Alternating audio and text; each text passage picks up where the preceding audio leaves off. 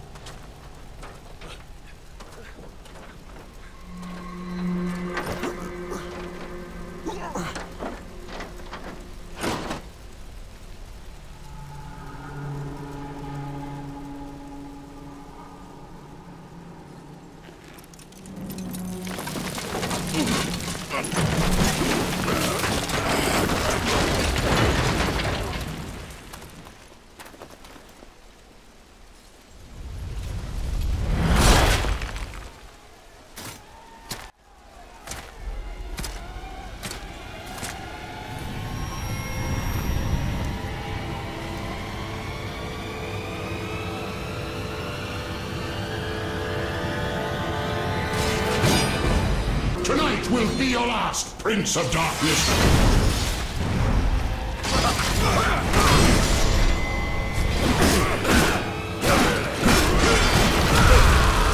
Go, G.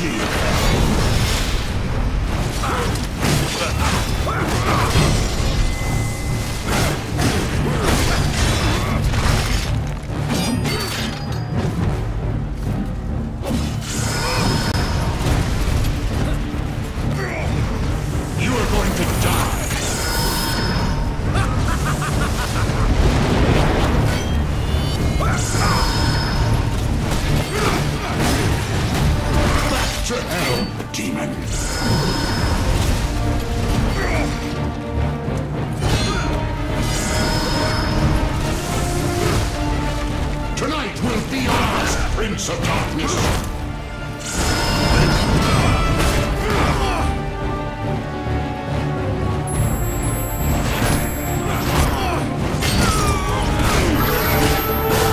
You are going to die!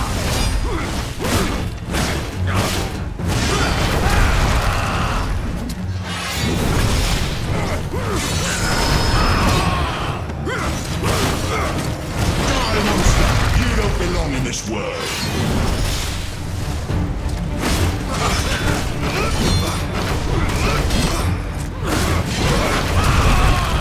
Come and face me!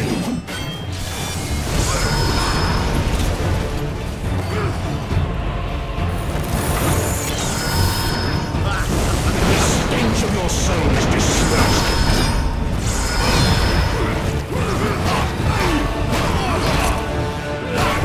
Is that all you've got?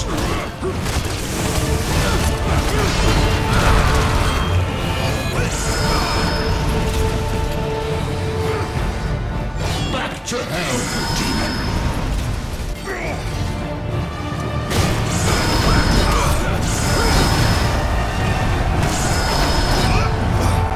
The stench of your soul is disgusting!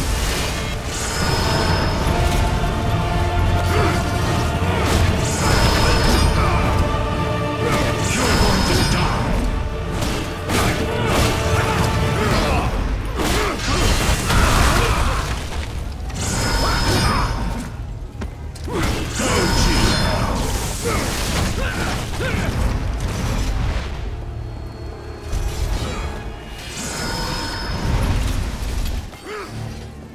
Die, monster! You don't belong in this world!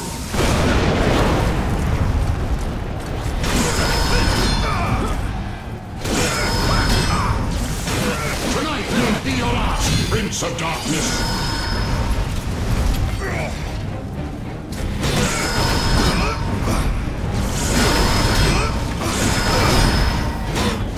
The stench of your soul is disgusting!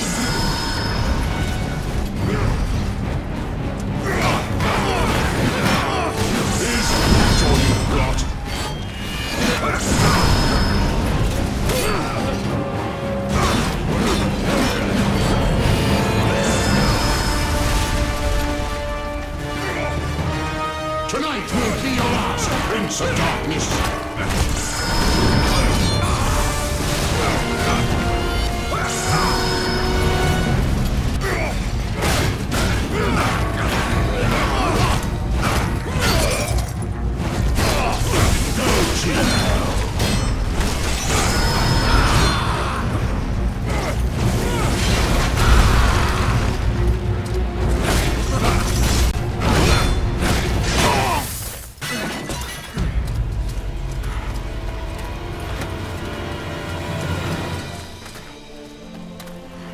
Christus vivit, Christus regnat, Christus ab omni malo te defendat, maledicti et excommunicati daemones, in virtute istorum factorum Dei nomini. I was like you once.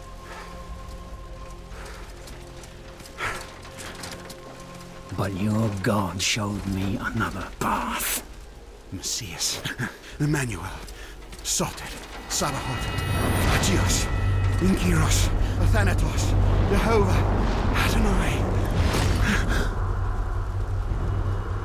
That's why the power of your God cannot destroy.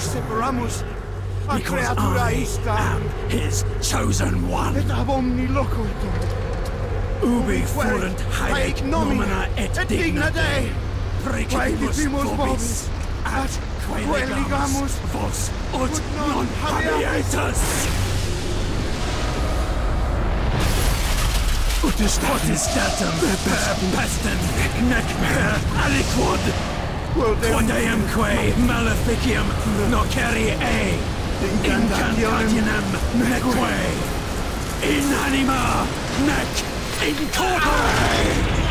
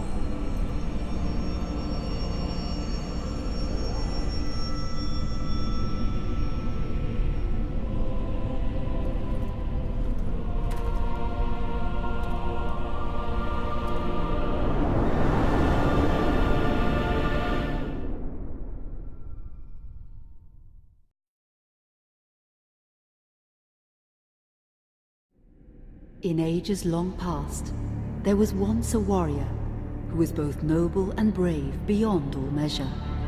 His deeds of heroism and skill in combat were legend. His name was whispered within the hallowed halls of men for countless generations. Yet now his name is lost. Lost in the mists of time forever.